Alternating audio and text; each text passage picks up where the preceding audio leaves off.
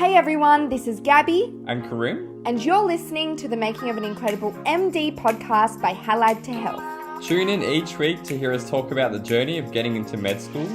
From GAMSAT to medical interviews, get the insider scoop from med students who have done it all before.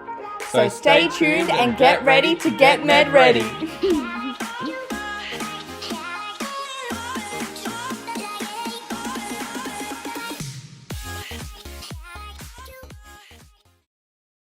Hey everyone, it's Gabby here. And Karim. And welcome back to the podcast. Today we have an episode all about how to prepare for medical interviews. This is something that has been requested quite a lot, so we'll jump into it. But before we begin, I will do an acknowledgement of country. So I would like to acknowledge the traditional and rightful owners of the land in which we are recording today, that is the Wurundjeri land. I'd like to pay my respect to the elders past, present and emerging, as well as pay my respects to any First Nations people who are listening to the podcast today. Okay, so as I mentioned, this episode has been requested, specifically asking us how we prepared for med interviews and what we wish we knew when we were preparing for med interviews. So let's start. Karim, what do you think the hardest or scariest part about med interviews is? Yeah, for me personally, it was definitely the uncertainty. Just the fact that you can get questions on anything and everything. And, for the types of interviews that I was preparing for and for the universities that I was preparing for, they had a really big focus on ethics, and medical ethics is just such a big topic. So I was really terrified of the different types of topics that I could be thrown at me potentially. So that was what really scared me, the uncertainty. Yeah, what about you, Gab? Yeah, definitely uncertainty was hard because you don't get given sort of like a rubric or like learning objectives like you do for any other exam. So that is, definitely scary. But also my biggest thing was I was scared that examiners would be like mean or rude to me. And I would just sort of cry. Or I would, not be able to react well to that. And then it'd just throw me off completely. So I think that was something I was definitely scared about. Yeah, you get told a lot that the examiners might be mean or they might not react to you or, they're just not going to be nice. But I don't think that was the case. It never happened to me. People have said it happened to them, but I've never experienced that in the interviews that I had. The worst thing an examiner did was just like show me a blank face and sort of give me nothing in response, which isn't even a bad thing, but it's just sort of sometimes a bit hard to react to. But yeah, that was the only sort of experience that I had. Yeah, I feel like they get told not to react sometimes. I feel like they get told, just be the same to absolutely everyone, which is really hard. Yeah. But not to be biased or anything, I suppose. Yeah, absolutely. Okay, now what is one thing, Karim, that you know now that you wish you knew about med interviews before sitting them? It goes back to my previous point about the uncertainty, which is what scared me the most. But the thing that I know now is that you can't prepare for absolutely every topic. You get a lot of advice to like be aware of different topics and different things that have come up in previous years, which is really great advice and definitely recommend that. But you can't prepare for absolutely everything, and some things will take you by surprise, and you just got to roll with the punches sometimes. And you have to practice being surprised and moving on from that. The one thing that I wish I knew, which is probably a bit lame, but MMR is actually sort of fun. It's sort of like a little challenge or a little game, and it's a bit like Oskies. You're just like playing doctor the entire time. Or like in this case, not really playing doctor, but it's sort of like acting, sort of. Not acting because you want to be yourself. But it's such an artificial situation, like going in and out of these rooms, that it can actually really be fun and go past quite quickly. They're just trying to get your opinion, really. They're just trying to understand how you think. Like, that's the biggest takeaway that I now know about those interviews. They don't really care about the perfect response or anything like that. They're just trying to understand, do you think like a doctor or like a medical professional? Yeah. And, having discussions about these things that are, ethically questionable and ethically hard is really interesting, and Yeah. it's conversations that we have now. You know, in one of our tutorials at Melbourne Uni, we primarily focus on these ethical scenarios, and we just discuss them, and it's so interesting, so fun, and you really learn about different people's opinions and how to approach things. And you know, obviously we're not perfect, even though we got into med. You know, we're definitely not perfect. Our responses to these situations aren't perfect, but Yeah. you learn as you go along, and you learn from other people. It's definitely one of my favourite shoots. I really look forward to it every week because these situations come up and like you get told stories that you just aren't expecting or you've never really thought about before. And it's so interesting to just have a chat with you know, more experienced clinicians as well as your peers and just, you know, get a gauge of what everyone thinks. I think it's a really big part of medicine, and you come to really enjoy it. So start enjoying it now in your practice. Yeah. You know, ask friends and families about these scenarios so that you can get their opinions and learn something. And if you start enjoying it now, when you get to your interviews, you'll have fun and feel more comfortable. And then when you're in med, you'll enjoy those shoots and any other situations that come across like that. Absolutely, yeah. Yeah, but moving on to the thing that was really the most requested about this particular episode is how did we prepare for interviews and what are our top tips? And the way we went about this is we actually went and asked a lot of our friends who are also succeeded in their interviews and their MMIs and got into various medical universities. And we want to gauge their opinion and what they thought that their top tips were, as not just ours, so you're getting sort of a wide range of opinions. But yeah, we've got a bit of a list, so we'll go through that. Gabby, do you want to start us off? Yeah, well, I love this one. I'm pretty sure I've said it before on the podcast and said it to every class that I've ever taught, but perfect practice makes perfect. Not just practice makes perfect, but perfect practice makes perfect. You should practice your med interviews in the way that you are going to be assessed. So hopefully by now, if not soon, you'll get your med offers and you'll know which uni you're interviewing at. So you'll be able to find out what their style is and how they're doing it this year with the pandemic and everything. So you want to make sure the timing is the timing that you're going to get in their med interview. You want to make sure the situation, whether it's on Zoom, whether it's talking to a blank screen, whether it's pre-recorded, whatever it is, you want to make sure that you're practicing in that situation so that you get familiar with it and you get really comfortable with that style. And make sure you're getting feedback as well. So no matter what style that you're practicing on, Zoom, recording or in person, you want to give it to someone so that they can give you feedback on your responses. They don't have to be medical. They don't have to be experts. Just anyone can give you feedback on this stuff. You know, I've mentioned it before. My family who are non-medical gave me a lot of feedback and it actually helped a lot. That's my favorite bit of advice, I would say. I even think it's almost more important to not just get a medical perspective, because the more people you talk to, the more you realize that like people have different perspectives on what's the most important issue in a particular ethical situation.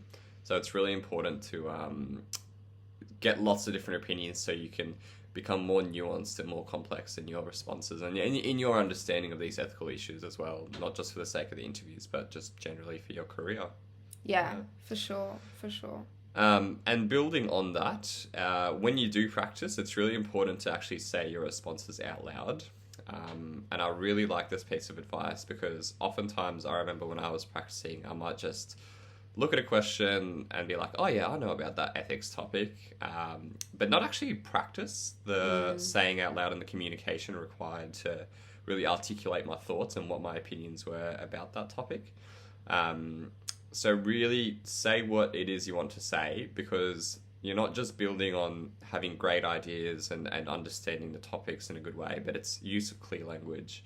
And all of that obviously requires you to verbalize your thoughts and opinions. Yeah, absolutely. And reflection is a big part of that. Reflection on your opinions, but also your personal experiences.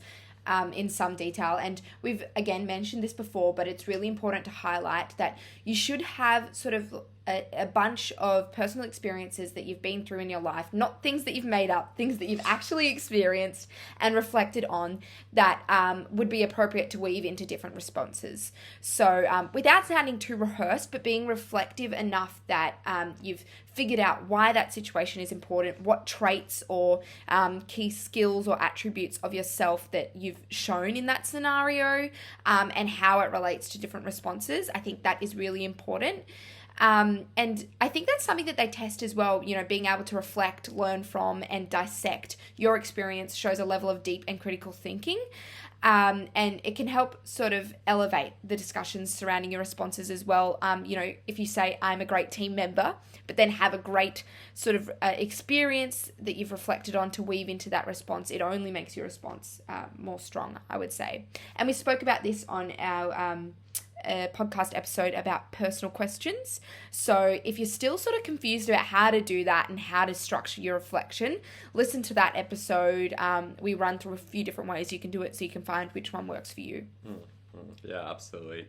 And a really key question to start reflecting on now, or hopefully you have already been reflecting on it a little bit, is why medicine? Medicine's obviously a really long career. It's, lifelong learning. There's quite some challenges along the way. And we've talked about the idea that you often need to fall back on your reasons why you want to study medicine when things get a little bit tough. And you need to be really honest about the way you answer this question. We've kind of talked about it previously, but just really try and make sure that the examiner or interviewer understands that your purposes for doing medicine are things that you'll be able to fall back on, and that they directly reflect a career in medicine, not just your idea of what medicine is like. Not just because I want to help people. Like, there's so many jobs that will allow you to help people. You need to build more on that answer and have a more complex response. Yeah. It's, again, what we spoke about in the personal station episode. It's something that's so important for the interviews, but also just so important if you want to pursue medicine. You need to have your why med up there. I've reflected on it a lot recently, my own why med, and I'm well past the interviews now. So it's, really important to get that one. If you prepare for any question, that's the one to prepare for, I think. Absolutely. And another tip from one of our examiners was to know some of the jargon. So it sounds cliche, but it does come in handy. So keywords like the 4 principles of medical ethics, like autonomy, beneficence, non-maleficence, justice.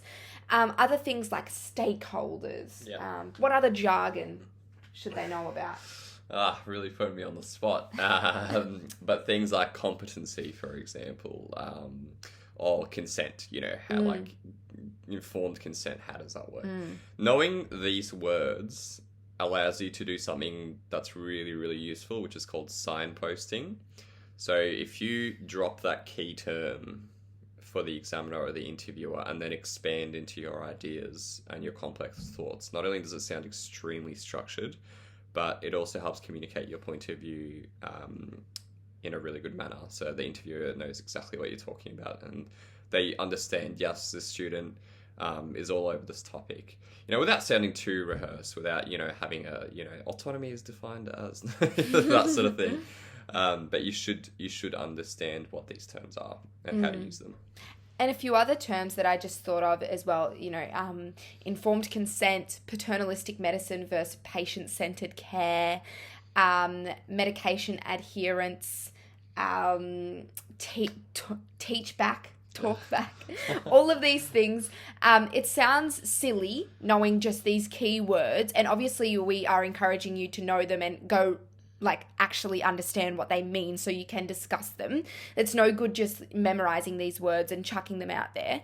You need to understand them so that you can talk about them in an effective way. But it is definitely handy to know a few jargon words, isn't it? Absolutely, yeah. And the last piece of advice, once again from one of our examiners, is to breathe and take a few seconds to gather your thoughts before answering a station prompt. And this once again goes into the idea that you only have so long to communicate your ideas, which means that the thoughts you want to bring across have to come sort of packaged in a really well-structured way. Otherwise, the interviewer will really lose track of what you're trying to say, and it will seem like you're just blubbering on without actually getting any points across. So that's a really, really important thing. So just take a breath, give yourself some time to formulate a well-structured and relevant response, because that will help improve its overall quality.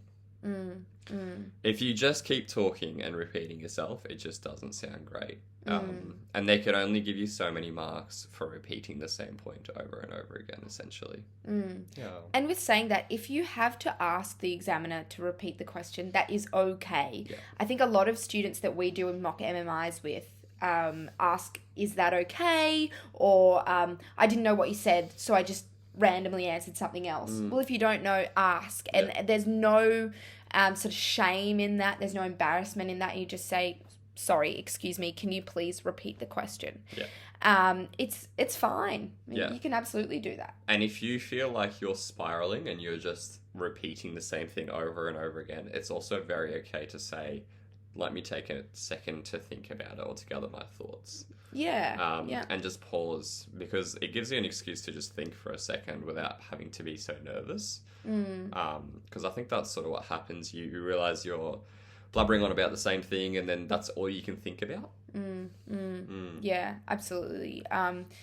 If you can stop the spiraling process, do it. So you can reset and start again. Okay, so one thing we get asked all the time is about what our specific study schedule looked like.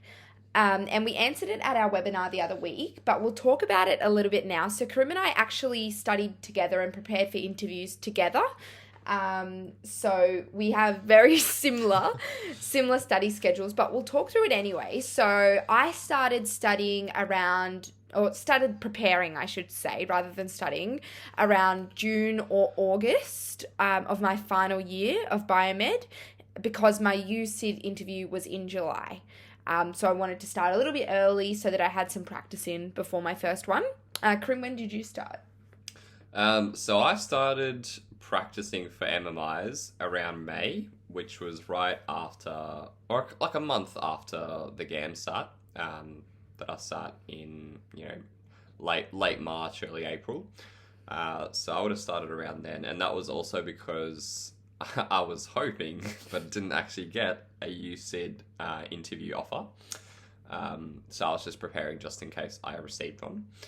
But I think I would have done less hours than Gabby maybe during that early starting period, and then later on, just picked up the pace. I preferred like the slow and steady approach. But also I'd done these MMIs before in the past for an undergraduate course, I was unsuccessful in getting into that course. So I was really worried about the interview because I thought that would be my biggest weakness. So I wanted to start preparing early. Yeah. And I don't think there's anything wrong with that. You definitely don't lose anything. As long as it's not becoming so stressful or so burdensome that you are forgetting about your undergrad, if you're still studying your undergraduate degree. And Gabby and I should probably clarify that we did some summer and winter subjects so we could lighten our workload during semester. True. Which worked out really well, actually. It was really good. Yeah. It sort of meant that like preparing for interviews wasn't so much of a stress, and you didn't feel guilty because you were underloading. So there was just that little bit extra time per week that you could spend practicing interviews and researching different things that are helpful for interviews. But it's sort of hard to say how much we did in the beginning. Probably not as much, but then towards... Sporadically, I would say. Yeah. But then towards the lead up to the Monash and Melbourne interviews, which were like September, October? Yeah, October. Yeah, I want to say Monash was September. Yeah. And then Melbourne was October. Or late September, depending on which interview you got. But Karim and I actually got the same days, so can't really remember the date, but that's fine. But towards the lead up to that, we were probably studying together 3 or 4 times per week, where we would sit down for 1 or 2 hours and take in turns doing stations, making sure that we give feedback to each other. And we would actually write the stations for each other or look them up for each other. So we would prepare 2 or 3 stations for each other so that we were then getting the benefit of actually writing them, looking them up, brainstorming what a good versus weak response would look like. And then we'd also get the benefit of getting tested by the other person from a station that we'd never seen before. So it was sort of getting best of both worlds. Yeah. And that was just with each other. So outside of our study schedule, Karim, I think you studied with other people as well? Yeah, so I practiced with a few different friends as well, and then I also started doing some SJT practice. So the SJT is a situational judgment test, which some universities require you to sit as a part of the interview process. In terms of resources for that, just look up any SJT test online. There are so many, and you can get plenty of practice without needing to go too overboard. But yeah, there's plenty of resources out there. Just quick Google. And I also studied with a few friends, but I did some Zoom interview practice with my dad and his work colleagues. If you don't know, my dad is a police officer, so his work colleagues really did grill me because they were preparing for their, like, I don't know, police equivalent interviews at the time, where it is a bit of a grill session. So for me, that, like, it definitely wasn't replicating what a real life medical interview was like, but it just helped me become less scared of being grilled and know how to react to being grilled. On Zoom as well, it was a bit awkward. So it was really good practicing that, and I really actually appreciated that and found it useful. I also practiced with my sister, who again is not medical, but she was really good to practice with because she had the experience of interviews in sort of a retail setting and business setting, which again has some transferable skills, I would say. And my sister even helped set us up with a full mock round. So we practiced in my apartment.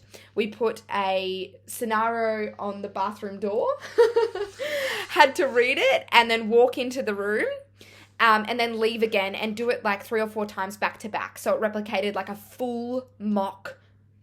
Like half a mock. Half a mock, yeah. And my sister would be one of the examiners, I would be one of the examiners, or Karim would be one of the examiners, depending on who was doing it. So we really replicated a full or a half mock MMI, where you had to allow time for walking into the room. You had to, say hello to the examiner. I even dressed in the attire that I was going to wear for the interviews, just so I could really get into the zone. Karim didn't want to do that. But those full mock sessions, I think, were some of the most valuable study we did, don't you think? Yeah, absolutely. And I've just remembered I actually also did a little bit of practice with a friend who was currently a medical student at the time, which was really fantastic. Actually, getting some practice with a medical student who'd actually been through the process and succeeded was probably one of the best decisions I made. But yeah, like you didn't have to do that to be successful, but it definitely helped me personally. And once again, I was freaking out about the interviews. Yeah, which is fair enough. You've made it so far and you've invested so much already. You want to get over that last hurdle.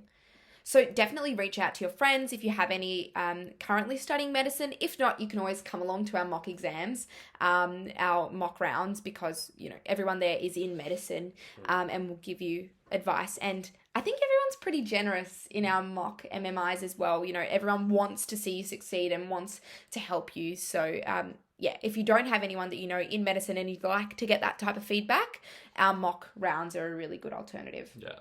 When we were sitting our interviews, unfortunately, the only possible mock MMIs out there were rather expensive. And so that was one barrier that stopped most people from getting any practice. Yeah.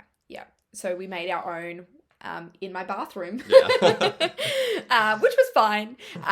But yeah, this type of situation is good with our mock rounds because it's you get full 8 stations back to back, depending on which weekend you go to. But it's tiring. You have to learn how to deal with that fatigue, learn how to get over it if you stuff up a station, learn how to move on and reset in each room as well. So it's a really great situation as well. And it's on Zoom, so if you are having Zoom interviews this year, it's good practice in that format as well.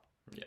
And then finally, in terms of some other resources you guys can look up or use, there's a lot of free ones out there. Like you can use Paging Doctor. There's some great stuff on there.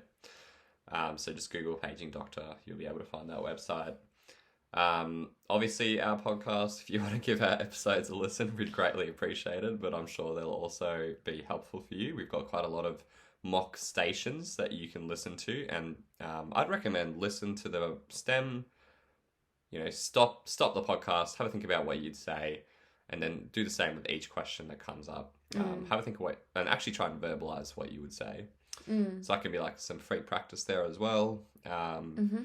Like we said, our mock MMI rounds that we do with medical students, that's run by Halad to Health, so you can look that up online. Just look up our website, and it'll be in the show notes as well. Finally, some YouTube resources. Some really great ones that I used were Karma Medic. I'm sure you guys know about Karma Medic. It's very big. Course Grinder is really, really good. He has a full series of different types of stations that you might get, how to prepare for them, how to sit through them. Really fantastic resource.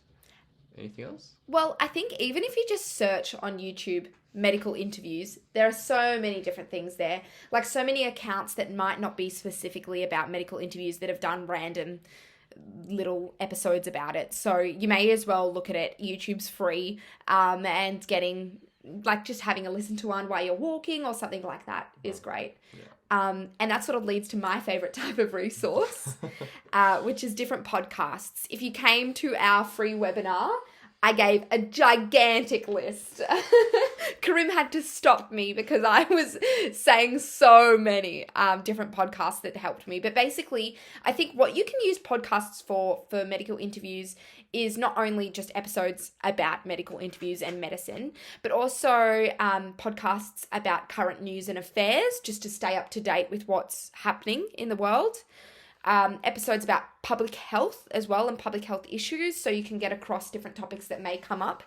And ethics is a great one as well. So a couple of recommendations I'll just give a few. I'm just going to list them out. So the first one is called Ethics Talks. As it sort of states, it's about ethics. Next one, Full Story by The Guardian. That's more about like news and current affairs. The Squiz Daily, that's about the news and current affairs, but it's given in a really short, succinct manner. So I really love that one. Next one is Ask the Specialist. That's about Indigenous health. And another similar podcast, Indigenous Health Med Talk. Very great about First Nations health issues and promoting First Nations health as well. And the Rural Health Voice and Generally Speaking are both sort of focused around rural health and the importance of general practice in that sphere of medicine. I won't list any more, Karim, even though I could go on all day. Nah, they're all really great. You should check them out if you have time. And they're all free and so readily available to us all. So why not give them a crack while you're going for a walk, at the gym, cooking dinner, whatever. It's really great resources. I love a podcast. Yeah, but also remember to switch off and take time to relax. Yeah, absolutely. And that sort of brings us really nicely to the end of the episode. We've given you a lot of tips, and it can be quite overwhelming, and you could be thinking, I don't do enough. There's so many things that they could do that I haven't been doing. But yeah, it is important to just switch off, take a break. It can feel like the interviews are sort of the be all and end all, and they have an immense amount of pressure on them. But most of the time you can do well with no practice at all, I would say. So just whatever practice you are doing, it's probably enough. And just trust yourself, back yourself, and make practice something that is fun and enjoyable for you. It's not every day that study allows you to learn about things in the world that matter. So I think, embrace that. Very well said. Anything you'd like to say? No, I think you ended it quite well. There's really nothing else I'd like to add. No, that was great. Yep. Okay, well, I guess we'll end the episode then. As always, if you have any questions or concerns, feel free to reach out to us. All relevant links that we've spoken about today are available in the show notes, so just click on those. We'll see you next time. Good luck, guys. Good luck. Bye. Thank you for listening to the Making of an Incredible MD podcast by Halad to Health. Please like, share, and subscribe to help spread the word about our podcast. And we'd love to hear your feedback. So send us an email or message on Facebook. All of our links are in the show notes. Thanks. We'll see you next time.